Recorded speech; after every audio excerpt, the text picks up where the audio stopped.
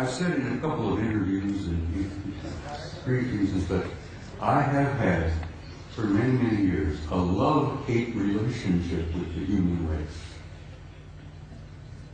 One moment I love you, the next minute I hate your guts.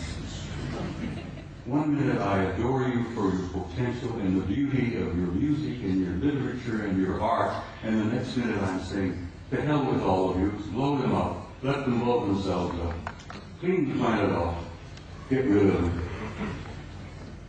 It's part of the struggle of having lost your old worldview when your old paradigm collapses around your knees. So the man standing in front of you here today is literally a human wreck as compared to what I used to be. But I feel pretty good about it. I lost all my old illusions. I opened my eyes and I saw the future. And I'm very happy about what I've seen. I've learned over the years, from infinitely variety of sources here, there, and everywhere.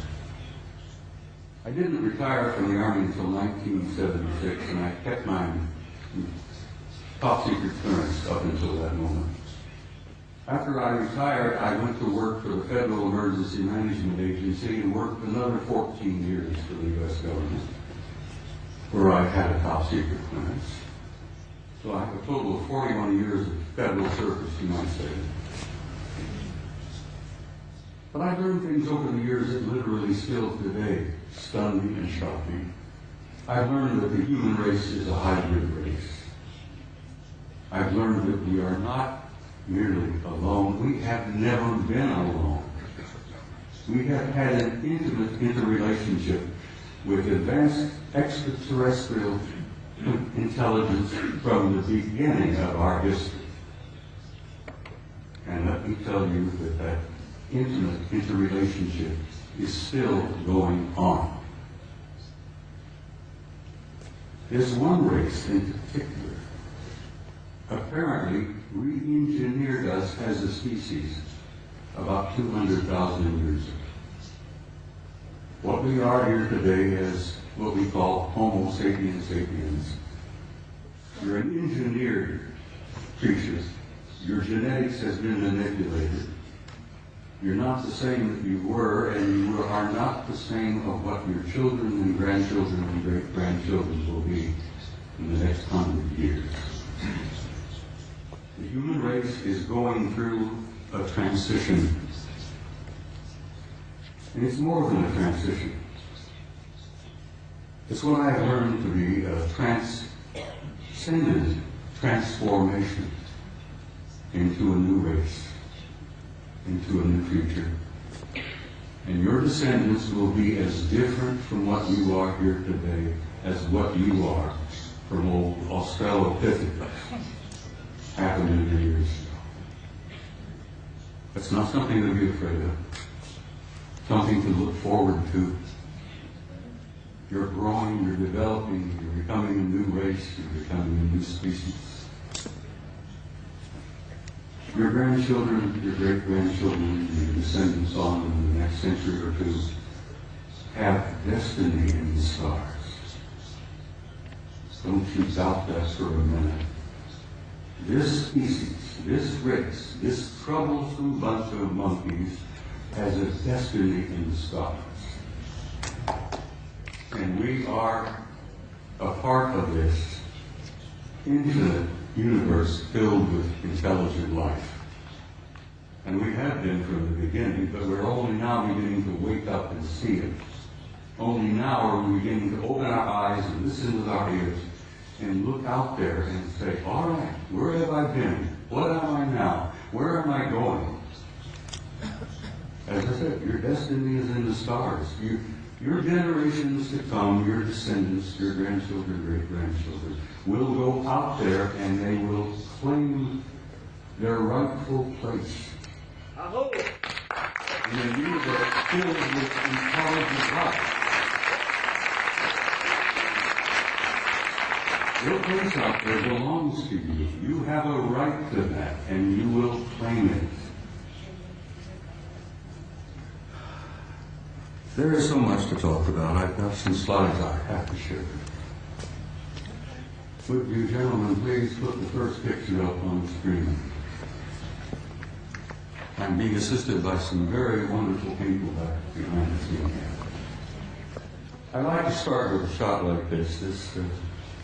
Pictures of this nature is sort of inspiring. It gives you a glimpse of the community that you are a part of. A little glimpse of the stars out there, the nebulae. That's where you're from, and that's where you're going home again, too. It's where you belong. Next picture, please. I love Easter. They're so beautiful. I have some of these on my wall at home. But they inspire me. I look at them and I have a sense of recognition that I've been there before. And I know that I'm going back.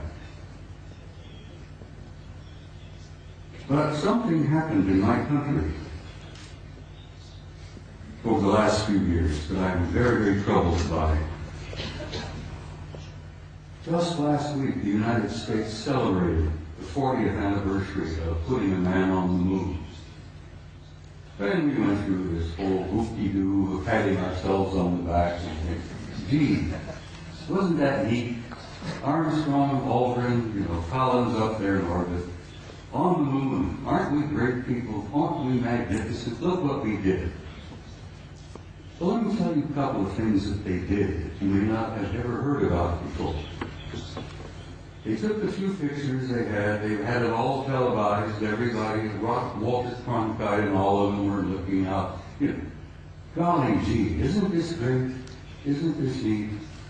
We got a couple of guys on the moon. Ladies and gentlemen, my government, NASA, NASA, which many of us in the United States say stands for never a straight answer, proceeded to erase 40 rolls of film of the Apollo program. The flight to the moon, the flight around the moon, the landings on the moon, the walking guys here and there. They erased, for Christ's sake, 40 rolls of film of those events.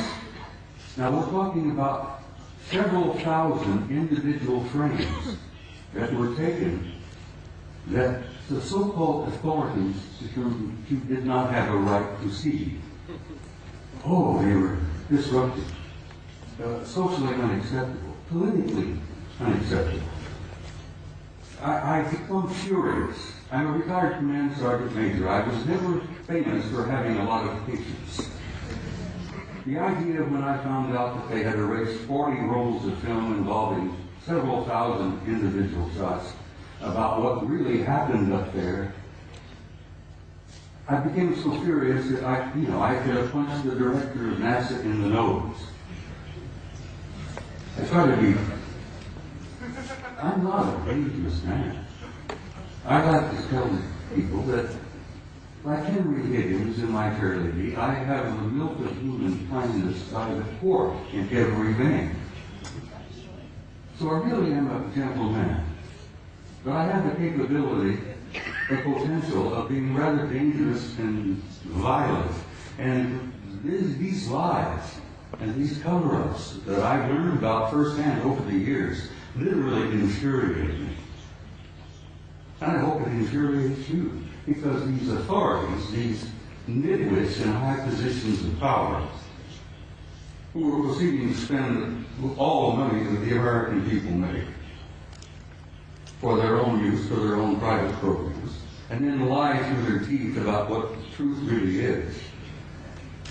Well, thanks to the idea that there were a few employees in NASA 40 years ago, even today, there are some good people working there, decent people, honest people. I have some film that they preserved that was not destroyed. Gentlemen, put up the next